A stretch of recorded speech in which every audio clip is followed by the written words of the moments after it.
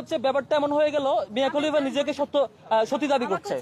হ্যাঁ তোমাকে আমি দিচ্ছি, দিব। আপনি উচ্চারণ করতে লজ্জা পেলে আমাকে দেন। তারপর হচ্ছে এটা আরেকজন, তিনি বলছেন খাঁটি কর্মী নাকি, তার পরিচয় সহ এখানে আছে। তারপর হচ্ছে যে কেন্দ্রীয় সহসভাপতি যিনি বর্তমান দায়িত্বে আছেন, তিনি হচ্ছে হাসান আল আরিফ, তিনি বলছেন সাক্ষাৎ হুর তারজান মাসুদদের খাদ্য। আচ্ছা, তুমি হিজাববিহীন জান্নাতি, তাই তুমি এদের জন্য এখন হালাল। এটা আমাদের নারী প্রার্থীকেও উল্লেখ করে তিনি মেনশন করছেন, তার পরিচয় সহ এখানে আছে।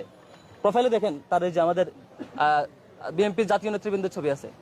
তিনি লিখছেন আমাদের নর্তকীর কাজ হচ্ছে বিভ্রান্তি ছড়ানো, সেক্সি শিলা দিনে কাটবেন না রাতে, মানে কমেন্ট করছে তিনি, তার ছবি সহ এখানে আছে, তিনিও সেই দলের নেতা।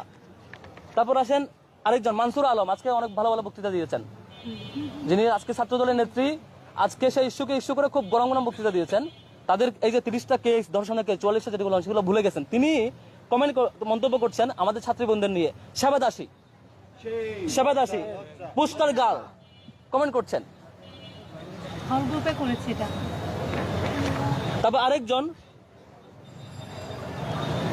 জুমাকে মেনশন করে বলছেন, জুমা আপনি শিবিরের ছেলেগুলোর সামনে এভাবে মন মাতানো ড্যান্স দিয়ে ওদের আওলা জাওলা করে দিবেন, ওরাও রক্তে মাংস করা মানুষ, ওদের অস্থির হইতে হয়, প্লিজ শিবিরকে ওদের মনে করার জন্য হলো জুমাকে ভোট দিন।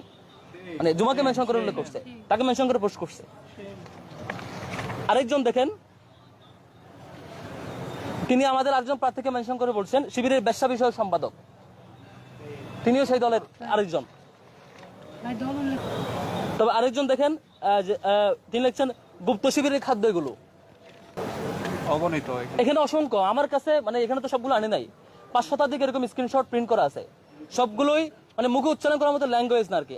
শুধু এইটুকু না, আমাদের এই প্রার্থীকে নিয়ে এবং আরো কয়েকজন প্রার্থীকে নিয়ে সেই দলের নেতৃবৃন্দ বাজে ভিডিও তৈরি করে প্রচার করছে, এবং সেই ছবিতে তার ফেস এড করে অশ্লীল ভিডিও এবং অশ্লীল ছবি তৈরি করে অব্যাহতভাবে প্রচার করছে এবং ইনবক্সে পাঠাচ্ছে যে তুমি যদি এটা না করো, ওইটা না করো, সরে না আসো, নির্বাচন করো, কন্টিনিউ করো, তাহলে এগুলো সামনে নিয়ে আসবো। ঢাকা বিশ্ববিদ্যালয়ের ডাকসু নির্বাচনে ইসলামী ছাত্র শিবির সমর্থিত প্যানেলের সাধারণ সম্পাদক প্রার্থী এস.এম. ফরহাদ অভিযোগ করেছেন, সারা দেশে ধর্ষণ, চাঁদাবাজি ও অন্তর্কন্দলের মতো ঘটনাগুলো আড়াল করতে ছাত্রদল এখন দায় চাপানো রাজনীতি করছে। ঢাকা বিশ্ববিদ্যালয়ে কেন্দ্রীয় ছাত্র সংসদ ডাকসু নির্বাচনে শিবির সমর্থন ঐক্যবদ্ধ শিক্ষার্থী জোট প্যানেলের প্রার্থীরা সামাজিক যোগাযোগ মাধ্যমে ছাত্রদলের নেতাকর্মীদের অশ্লীল মন্তব্যের কমেন্ট ও স্ট্যাটাস প্রমাণ নিয়ে এবার সংবাদ সম্মেলনে হাজির হলেন। মঙ্গলবার 2 সেপ্টেম্বর বিকেলে মধুর ক্যান্টিনের সামনে এক সংবাদ সম্মেলনে এসব প্রমাণ তুলে ধরেন।